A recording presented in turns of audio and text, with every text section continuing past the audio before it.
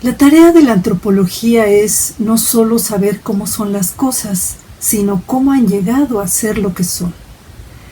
He tomado como epígrafe esta frase del gran antropólogo Franz Boas para ilustrar la importancia de considerar los grandes procesos históricos y sus articulaciones para el abordaje de un fenómeno cultural, social, político.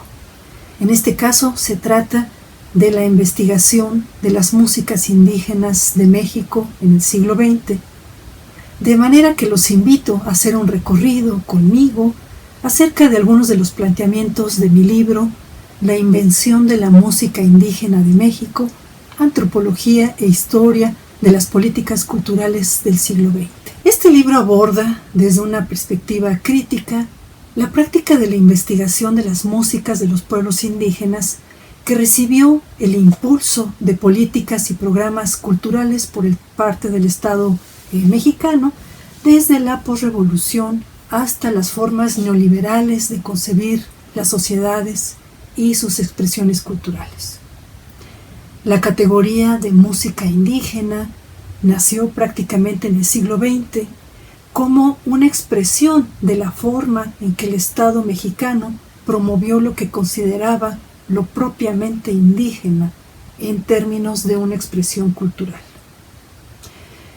Pese a la historia reciente, los movimientos indígenas, los cambios constitucionales para el reconocimiento de la multiculturalidad del país, ha persistido en la sociedad, en el imaginario colectivo, muchas ideas en torno al indígena, a lo indígena, a las músicas indígenas.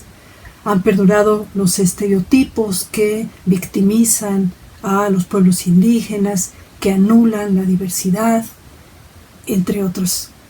Este libro nació precisamente a partir de la búsqueda de respuestas ante preguntas como ¿por qué ciertas expresiones musicales han sido más estudiadas que otras?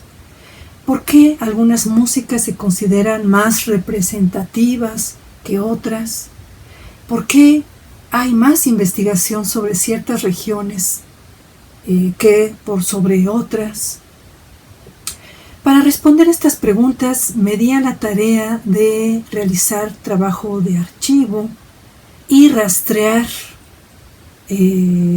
las ideas en torno a la construcción de lo indígena y la construcción de la identidad mexicana que están detrás de estos planteamientos.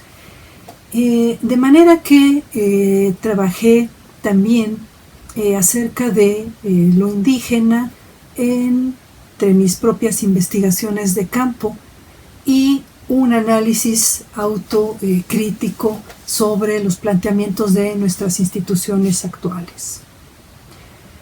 Lo que yo planteo en este libro es que las culturas musicales populares, tradicionales, actuales, indígenas, deben mucho a las políticas culturales, posrevolucionarias, hablando de 1920 a 1930, en particular por el gran desarrollo que hubo, el gran impulso hacia el sistema educativo mexicano, y también estas músicas deben mucho a las grandes instituciones de los decenios posteriores. En particular me refiero al Instituto Nacional Indigenista e instituciones hermanas, no solamente en México, sino en América Latina, y evidentemente al Instituto Nacional de Antropología e Historia. Muchas de estas tradiciones musicales fueron reforzadas y fueron simbolizadas para formar parte del acervo cultural de la nación, de esta nación en construcción. De ahí es que yo planteé que se trata de una invención. No hago un uso peyorativo del término, sino que retomo parte de los postulados del historiador Eric Hobsbawm para proponer cómo hay una suerte de selección artificial en torno a ciertos tipos de música que se consideran más indígenas que otros o que debieran ser representativas de lo indígena por sobre otras. La noción de invención no la uso en términos reduccionistas y por supuesto que reconozco la existencia de procesos locales y procesos regionales que no estuvieron del todo ligados al Estado mexicano, como son las manifestaciones a las cuales yo hago referencia. Como parte pues, de este recorrido al que les he invitado, y por supuesto los invito a leer el libro, hay unos apartados que me parece que son de interés para ustedes, como el hecho de que una parte del libro habla de los protagonistas de esta historia que estamos narrando. ¿Y cuál fue el trabajo de estos protagonistas? Me refiero, por ejemplo, en los años 50, 60, a Vicente T. Mendoza, a Gabriel Saldívar, posteriormente a otros investigadores como Thomas Stanford, pero en particular a todos aquellos que estuvieron de una o de otra manera ligados a las instituciones públicas y a la investigación en torno a las nociones de lo que debiera ser la música indígena.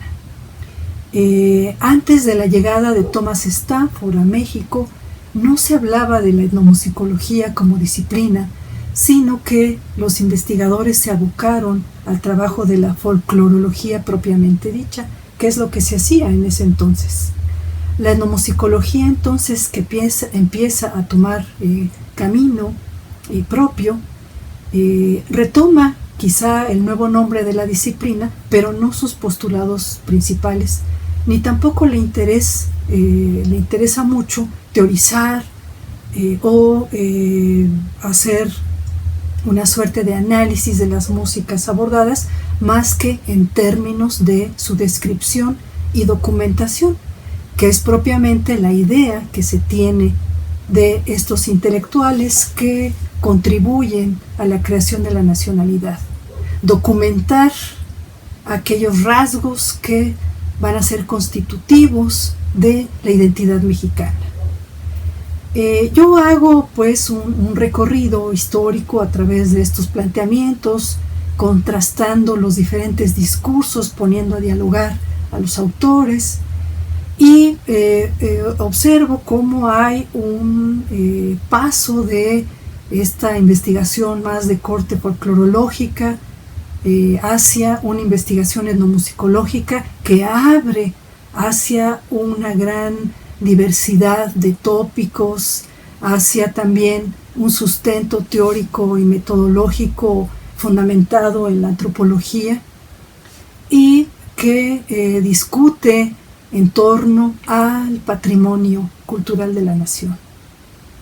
También como parte del trabajo de estos protagonistas es que tenemos los registros de músicas que se hicieron in situ, en campo, y que como corolario conformaron los grandes acervos y las fonotecas que conocemos hoy en día. De manera que este libro parte de un pensamiento crítico. Yo considero que se trata de alguna manera de un libro provocador, de planteamientos que invitan a reflexionar, que invitan a homenajear a los músicos tradicionales, a los músicos locales, a los propios pueblos indígenas, para dejar de cosificarlos, para dejar de considerarlos como parte de nuestro patrimonio cultural, sino pensar que son sujetos históricos cuya contemporaneidad debemos reconocer. Este libro plantea muchas preguntas, hace referencia a algunas anécdotas en campo que me sucedieron a mí y a otros colegas en términos de nuestro propio trabajo como investigadores de las músicas tradicionales y cómo son anécdotas que pueden ser trasladadas para comprender los espíritus de una época. De manera que los invito a hacer una lectura de este libro, agradeciendo estos espacios tan importantes que nos está brindando ahora la Coordinación Nacional de Difusión para dar a conocer nuestros trabajos, los trabajos de los investigadores e investigadoras del Instituto Nacional de Antropología e Historia.